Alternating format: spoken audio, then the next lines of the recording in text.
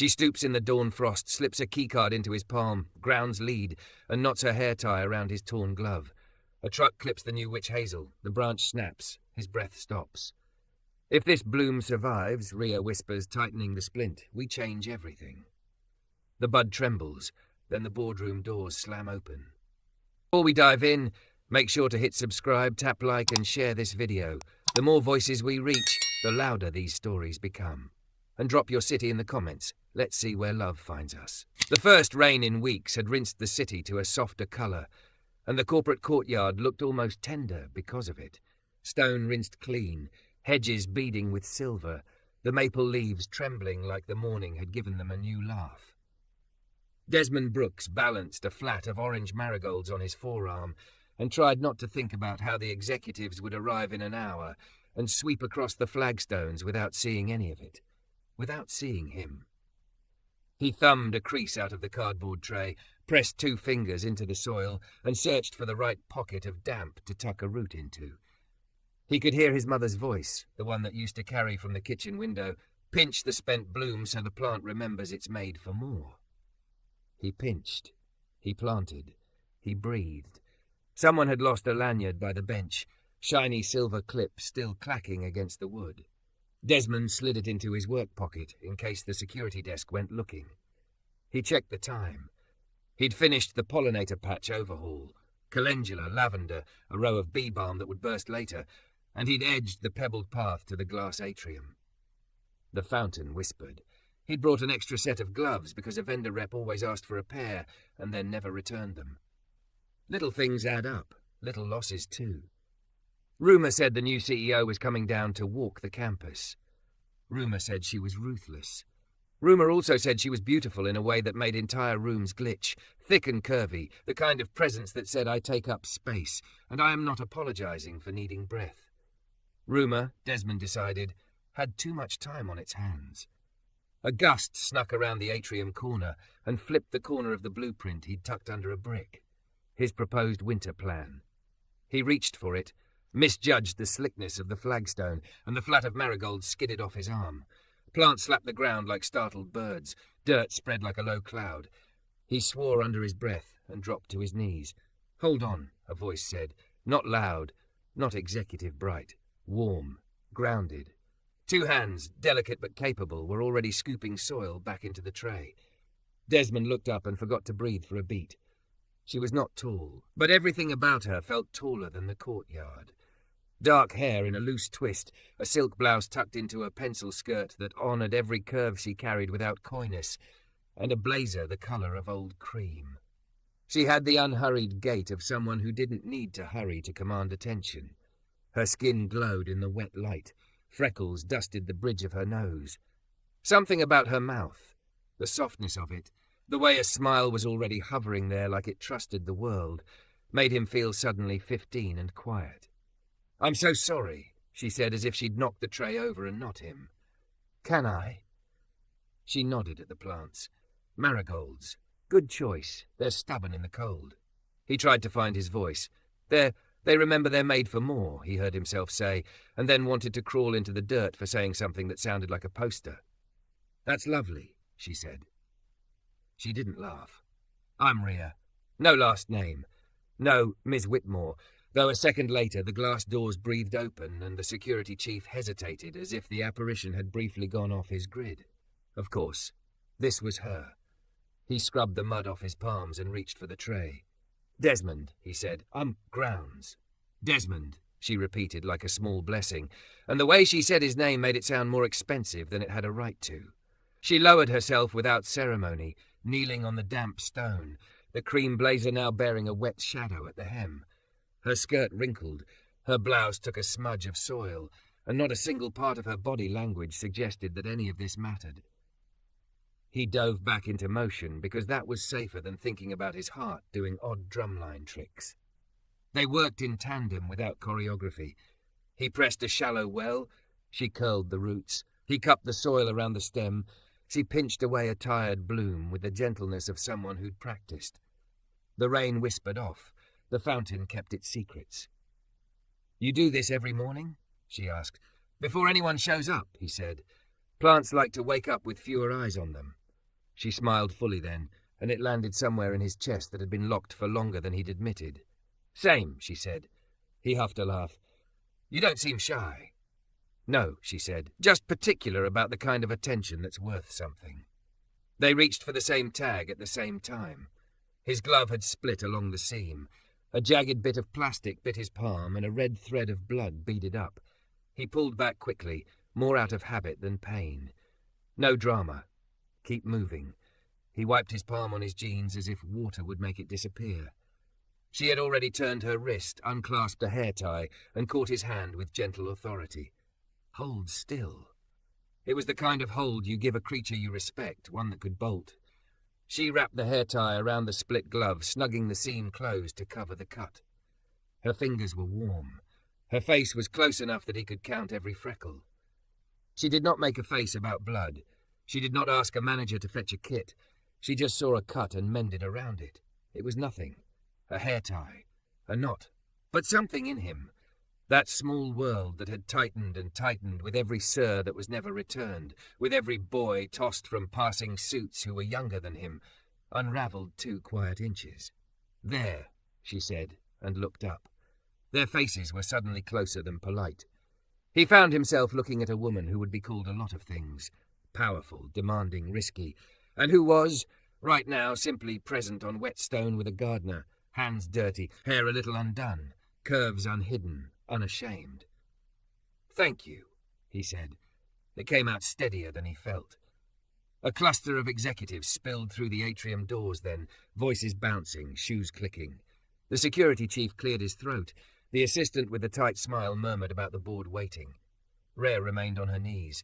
She pinched another spent bloom like she had all the time in the world, then stood in a smooth motion that sent her skirt shifting along the line of her hips. Desmond tried not to stare and definitely failed. She saw the failure and didn't weaponize it. She just let her mouth curve into something conspiratorial, like humans, right? "You drew those?" She nodded at the blueprint under the brick. "Just notes," he said. "If the winter hits harder, I thought we could do layered beds and build in windbreaks with juniper. The east side gets punished." "May I?" She slid the brick aside and bent low to keep the paper from the wind. Her curves made new shapes in the damp light. The slate reflected her. She scanned like a person who had trained herself to learn more from silence than from pitch decks. "You're thinking ahead, and the bee balm, good. We'll put that in the newsletter. The employees with kids love a reason to come outside." He blinked. "The newsletter? Unless you'd prefer to remain our best-kept secret." She straightened, folded the blueprint once, and tucked it, careful, neat, into the inner pocket of her blazer. The expensive fabric sighed around the soil smudge and did not complain. "Walk with me after I scare the board," she said. 15 minutes. Show me what the east side needs and bring your gloves, the ones that work." He could barely get air down. Sure. Yes, of course." "Good." The assistant was at her shoulder now, whispering about slides and an investor who'd arrived early. Rhea turned halfway away, then looked back as if there was one more detail she refused to leave undone. She fished a card from her purse and set it on the bench beside his tools, weighed by a clean riverstone. The card was not a generic office of rectangle. It had her cell handwritten on the back in a quick, confident script. "Text me the names of any plants you can't source in time," she said. "We'll fix that." He stared at the stone. "You don't need to." "I do," she said gently, "because it matters. And because I want to see what this place looks like through your hands." The board entourage swallowed her then. He watched her go. The sway that was not an apology but a fact.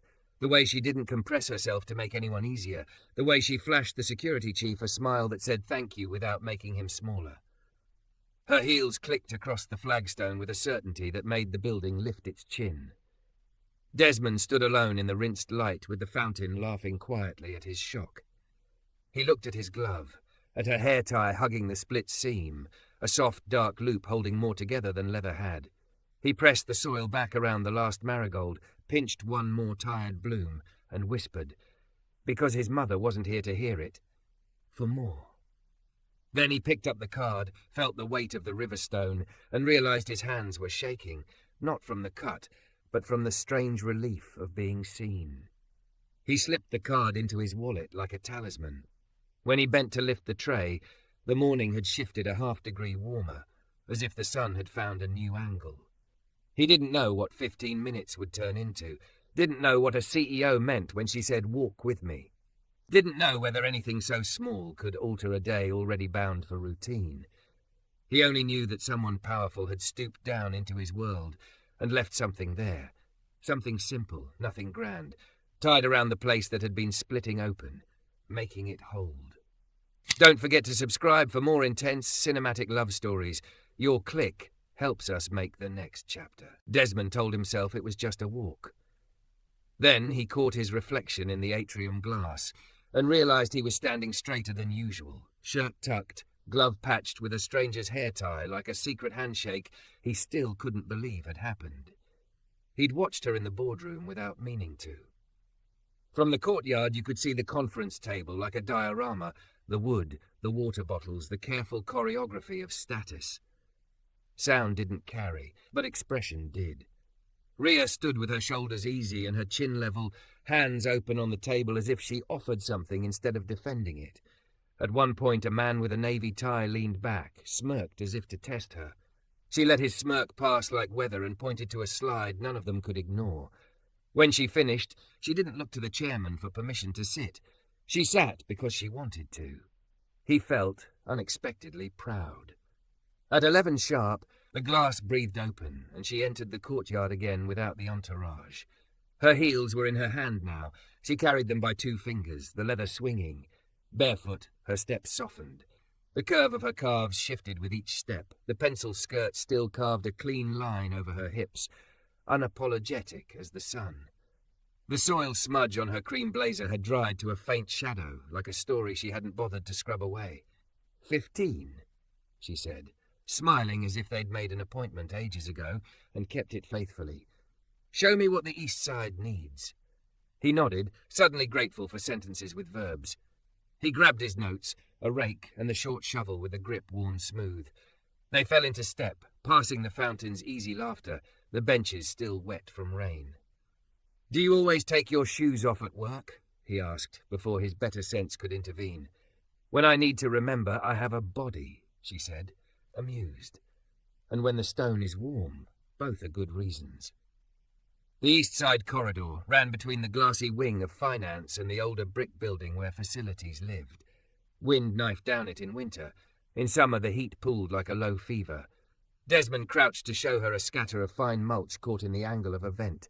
He lifted a handful and let it fall. Wind whirled it into a spiral, then flung it toward the corner stand of juniper where he'd already sunk 2 experimental posts. "Here," he said. "You can feel it. It hits this edge, bounces, and punishes anything fragile." Rhea crouched beside him. No flinch, no calculation about what the movement might do to a skirt, and put her palm into the stream like a person testing creek current. The tendons in her wrist flexed, the freckles across her knuckles lit. "So you'll give it something to spend itself on," she said, "a windbreak that looks like decoration. Juniper, then miscanthus in front to soften. Low pansies for winter colour. We can bank soil to make a low berm." "We?" Her voice made the word feel less dangerous than it usually did. He cleared his throat. "I, my team. There's me and Luis in winter. Marta 2 days a week." "We," she repeated, simple. A door opened behind them. The security chief took 2 steps as if on a track. "Miss Vale, your 1 o'clock moved up. We should." "In 14 minutes, she said, not looking up. The man hesitated, then retreated. Rhea touched the edge of the vent again, then slid her hand under the grating and tugged. It shifted loosely. "This rattles in a storm," she said. "Keeps people awake in finance. Fixing it would be a kindness." Desmond blinked. "You hear it too?" "I heard a complaint delivered like it was a moral failing," she said dryly. "Noise isn't a scandal. It's a bolt and a washer." She glanced at his tool bag. "May I?" She slid the short screwdriver from its loop with the calm of someone who had used one before. Together they steadied the grate. She held it steady. He tightened the bracket. Water from last night's rain dripped. A bead slid along the underside and dropped onto her wrist. She didn't flinch. When they stood, the loose rattle was gone. The silence felt like a blessing so ordinary it had been overlooked for months. "Thank you," he said. It came out bigger than a bolt deserved. He meant for stooping again, for letting a hand learn something, for not treating the small thing like an errand beneath anyone. She tipped her head, accepting. I grew up with a grandmother who made me pick pebbles out of soil before we planted. Tiny stones steal root room, she'd say. She kept a mason jar full of them on the porch to prove it. I hated it. Now I keep pebbles on my desk. What for? He wanted to picture her desk, if the jar sat near spreadsheets or by a photo. To remember that the small things add up to whether anything thrives. She lifted one bare foot and nudged the mulch. And because I like the sound glass makes when it's full of useful nuisance. They moved farther east. He showed her where the irrigation line always lost pressure in a cold snap. She listened, asked the kind of questions people only learn when they have actually dragged a hose. When he twisted the valve to demonstrate, the coupling slipped, and a thin arc of water lifted and curled into a perfect quiet rainbow, catching the light like an apology. It splashed his shirt. It streaked her calf. She laughed, a quick, unguarded sound that made him laugh too, not because it was funny, but because the sound made room for the morning to be more than tasks. Hold, he said, and dropped to one knee, clamping the line while water stuttered around his fingers. She knelt opposite, fingers firm on the pipe, their hands briefly touching where the slip threatened. Her grip was strong, her nails were short, her perfume, if it was perfume, smelled like clean laundry and rain. On 3, he said. 1, 2, 3. The clamp bit. The water straightened, then settled. She stayed kneeling a heartbeat longer than necessary, catching her breath, hair slipping out of its twist. They were close again. The hair tie on his glove held. How much for the winter redesign? She asked without preamble as they stood. He swallowed. People rarely asked his numbers. They told him them. He named an amount that would let him pay rent early and fix the truck's left mirror if he was thrifty. The number felt in his mouth, both brave and apologetic. She did quiet math. Double it, she said. He blinked. That's too much. That's fair, she said, more gentle than firm. Budgeting is one of my few party tricks. If you underprice, someone will think the work is cheap. I won't build that habit here. She slid her phone from her blazer and typed a note. Have HR convert your contract to full-time by end of week. Benefits on day 1. If they say we don't do that, tell them I do. The wind found his damp shirt. He shivered, despite the day warming around them. He wasn't sure where to put the relief cracking through his ribs. Rhea, I don't want trouble. You don't owe me obedience, she said, reading the wariness he didn't want her to see. If this harms you, say so, and I'll find a rotation that punishes no one. But good work deserves stability. It's not charity, it's maintenance. He nodded once, because anything else would have made his voice break. Okay. She looked at the juniper again as if it held a theorem she enjoyed. Text me the list of plants you're short on, she said. I have a vendor who owes me a favour and a nursery in Irving that sends me photos of seedlings like baby pictures. He almost said he didn't want her to spend capital on him. He almost said he could fix it himself. But the safest version of himself had kept him small for too long, and her presence felt like standing next to a door he could learn to open. He pulled her card from his wallet, thumbed the number, and sent a text with the list and a photo of the east corridor where the miscanthus would go. Her phone buzzed. She glanced, smiled at the photo, and typed back with her thumbs. Got it. Love the line you carved along the brick. Add a pair of witch hazel. Winter bloom. We'll make the cold say please. He laughed out loud, startled by his own joy. The cold say please, he repeated.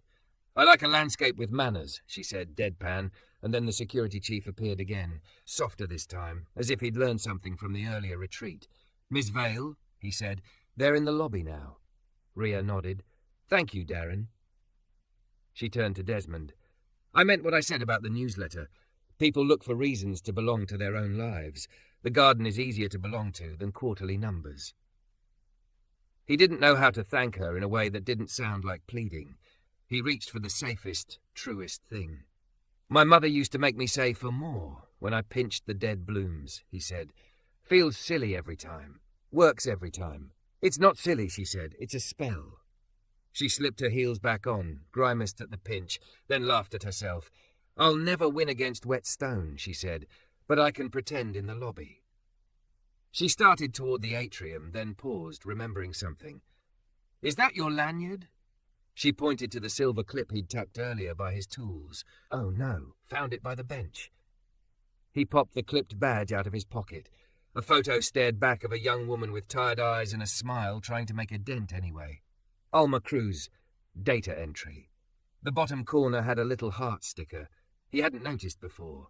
"Bring it," Rhea said immediately. "We'll get it back to her." She didn't make a ceremony of it. She just held out her hand, and when he put the badge in it, the transfer felt like passing a small, heavy truth about who gets left behind and who gets found. They reached the atrium doors. Glass hummed. The lobby energy pricked like static, the kind that starts before a storm or a standing ovation. Rhea stepped into it like a person stepping into her own name, then looked back, all that presence aiming at him in a way that didn't devour but included. "If anyone asks why the CEO was late to her lobby performance," she said lightly, "tell them she was picking pebbles out of the soil." "Tiny stones steal root room," he said, and she grinned like she'd been waiting to hear him say it. "Exactly." She lifted the badge slightly, a promise. "And some stones we keep in a jar to remember." She moved into the current of suits and screens. Desmond watched the lobby swallow her, then glanced down at his patched glove, at the hair tie holding the seam. The east corridor waited with its wind and its stubbornness. He should get to it. He should check the pressure. He should sketch the berm line while he could still feel where the wind had tugged his sleeve. His phone buzzed. A new message from an unknown number. Then a contact card slid in. Rhea Vale. The text below it was 4 words that landed like a warm coat on a cold day. For more, right? He typed back before he could overthink it. For more. Then he picked up the rake, set his feet on the warm stone, and drew the first long curve of winter, where everyone would be able to see it. The cold came back overnight like a rumour that wouldn't quit. Desmond felt it in the stone before he felt it in his fingers. How the courtyard's warmth had fled, how the wind tested the east corridor as if hunting for loose ends. He arrived before sunrise, breath clouding the air, and walked the line he'd drawn yesterday, towing the curve where the berm would rise, palms on his thighs, as if listening through skin. He pinched the spent heads he'd missed, whispered for more into a morning that was stingy with its promises, and tried not to replay the sentence from HR that had landed in his inbox at 6:07 p.m. "Thanks for your inquiry. We will revisit contract conversions in Q1. Q1 was a season people used when they didn't plan to share warmth now." He thumbed the hair tie she'd looped around his glove and told himself he was fine. He had been fine for long stretches before. At 7:08, his phone buzzed. Unknown number that wasn't unknown anymore. Lemon or ginger? He grinned into his scarf. Ginger. 2 minutes.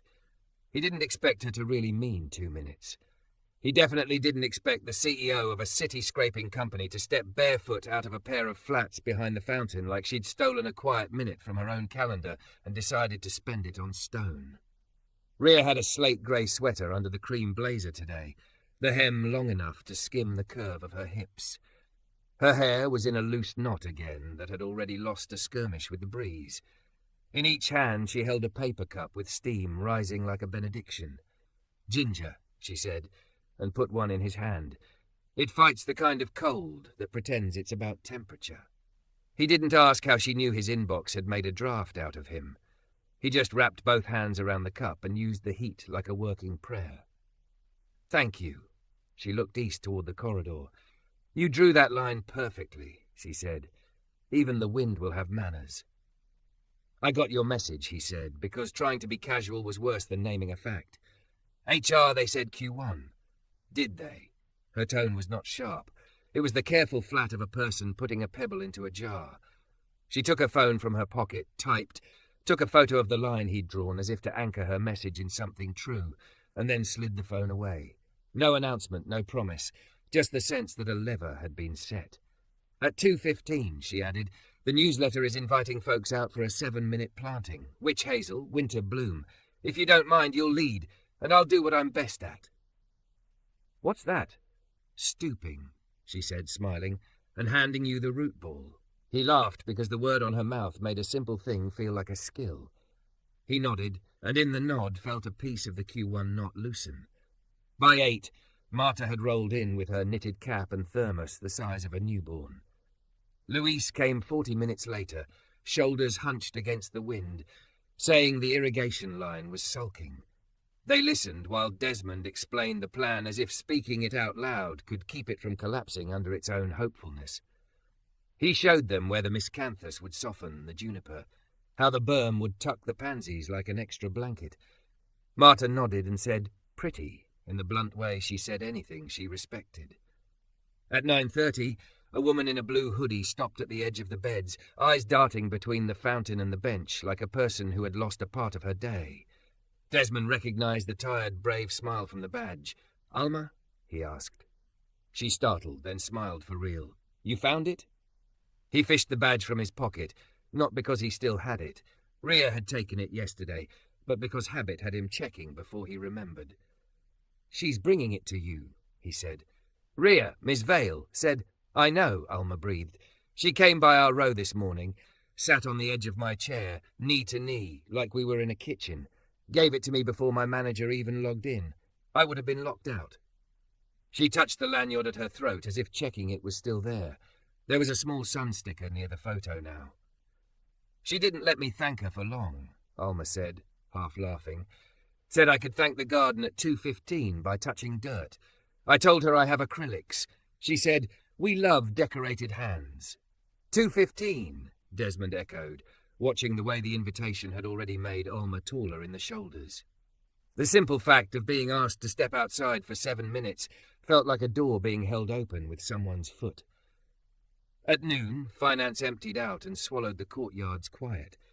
Men in coats that matched their briefcases strode between buildings. A vice president Desmond had only ever known as a jawline paused, frowned at the stakes by the juniper. "We're doing landscaping in December," he muttered to no one and everyone. "No one's outside then." Desmond kept his eyes on his rake.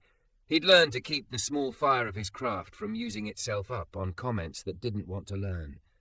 He raked the curve. He breathed. The hair tie held.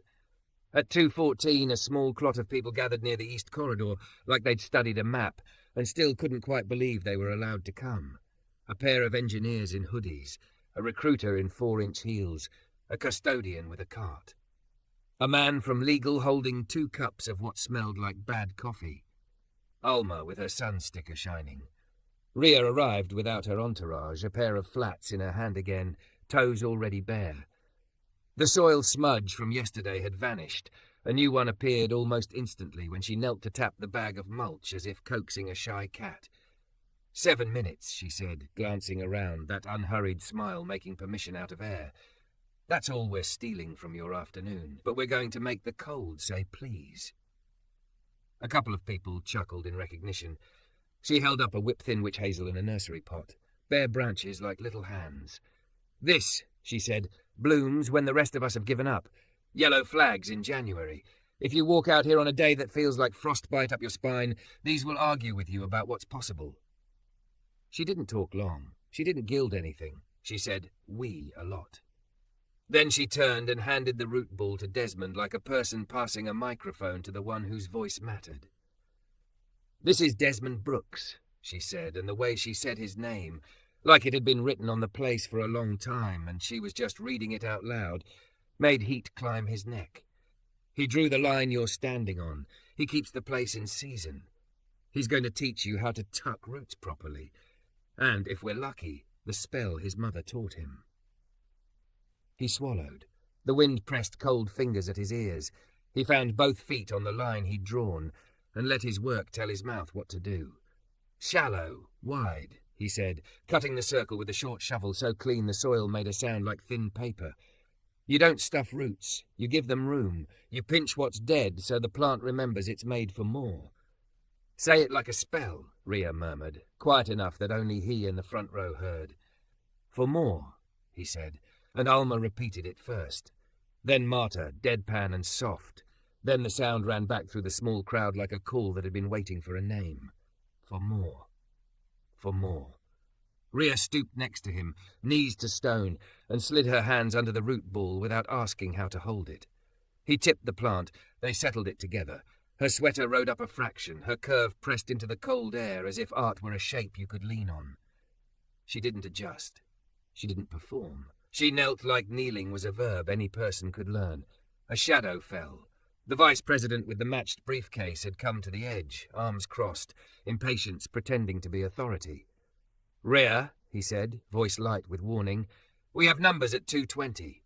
"We have a garden at 2:15, she replied, still looking at the witch hazel, hands moving soil.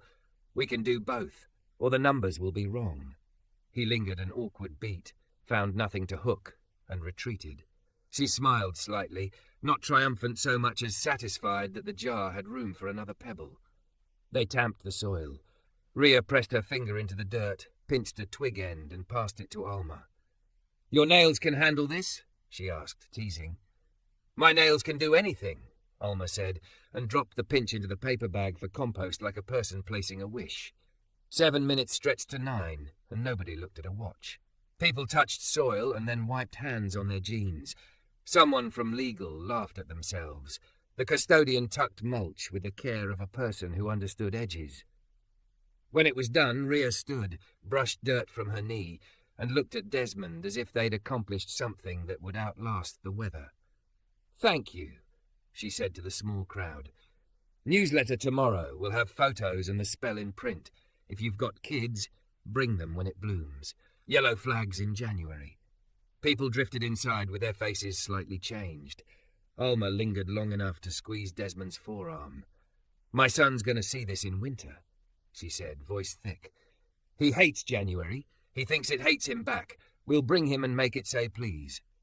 Afterward, the courtyard fell into that particular quiet that happens when a place has just witnessed something small and right.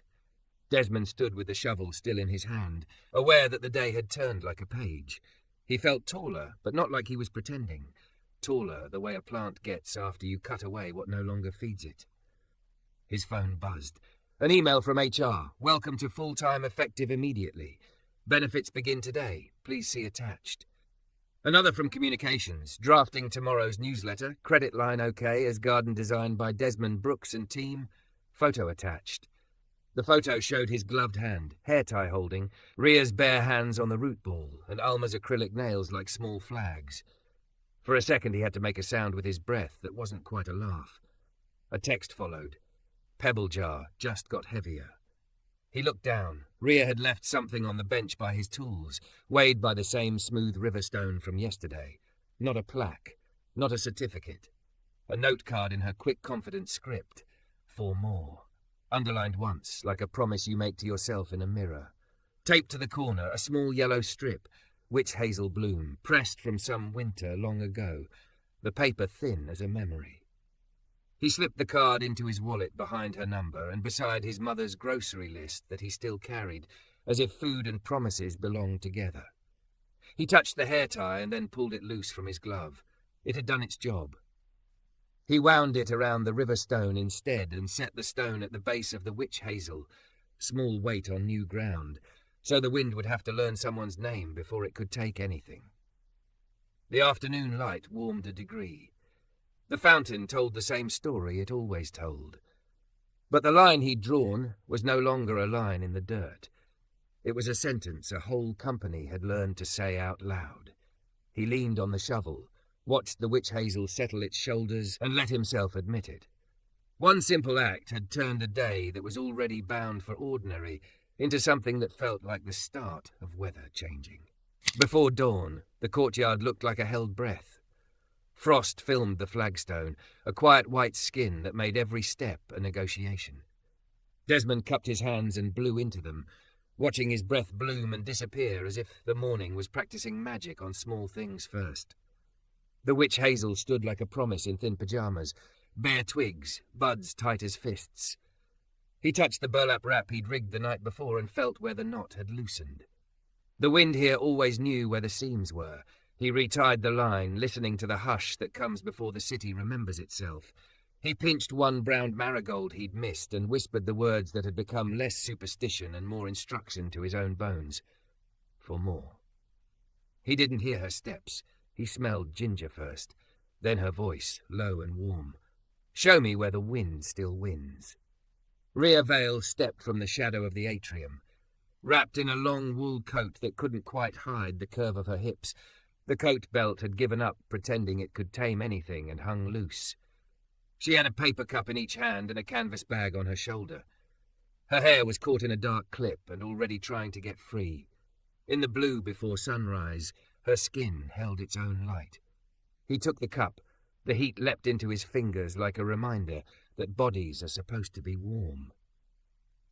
"You don't have to be here at 5:30, he said, and meant it even as some part of him had been hoping she would be.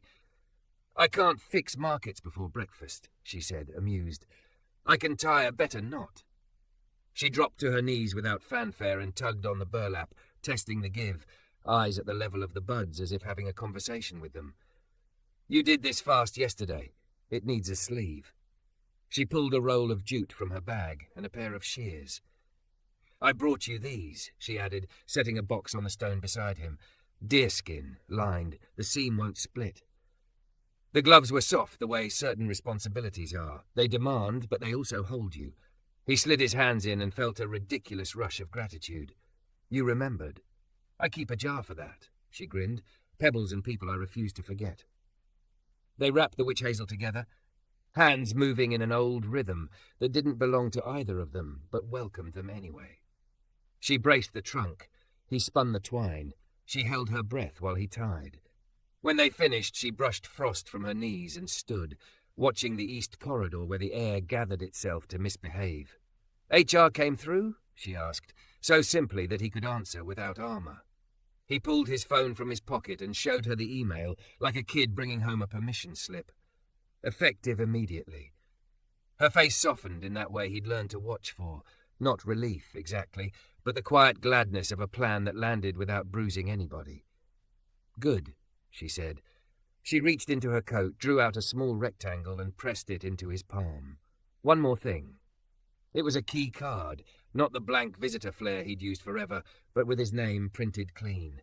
Desmond Brooks, grounds lead. The word lead tightened his throat. He looked up and found her watching him like you watch a seed break. Patient, delighted, surprised, even when you believed it could. "It's just a card," she said softly, "but sometimes a just is where a life turns." Before he could answer, a truck's reverse beep pinged down the service lane. The driver, scanning 3 different screens, cut the corner too sharp. The tailgate kissed the witch hazel they'd just wrapped and bit a twig clean off. The sound, small, decisive, went through Desmond like a snapped promise. "Hey!" he shouted, more plea than reprimand. The driver's hand went up in apology, then disappeared. Desmond knelt in the frost and picked up the twitch of branch, buds unbloomed, and something in his chest wanted to rage against small carelessness that never has to count its costs. Rhea knelt beside him again, coat hem drinking the wet without complaint. She held out her hand.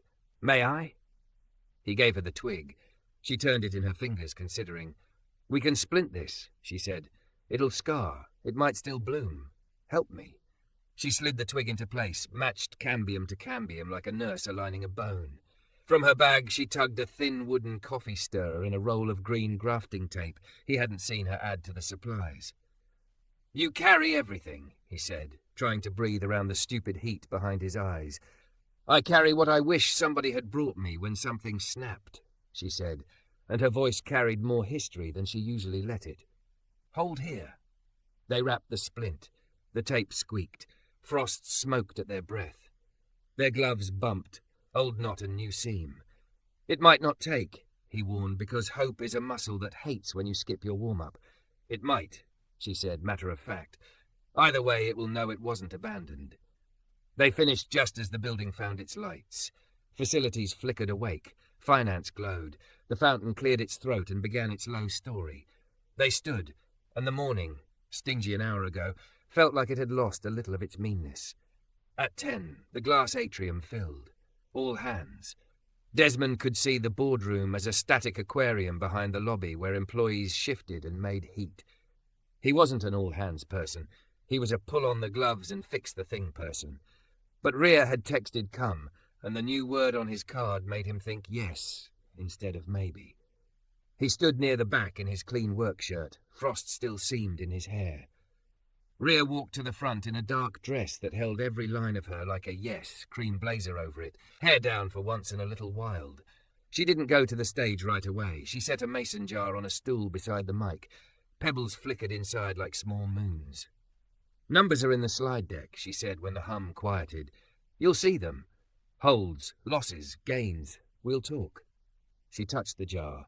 "But this is the thing I want to start with." She told the story without naming herself as hero, a loose vent that made finance think they were failing because they were tired and forgot why.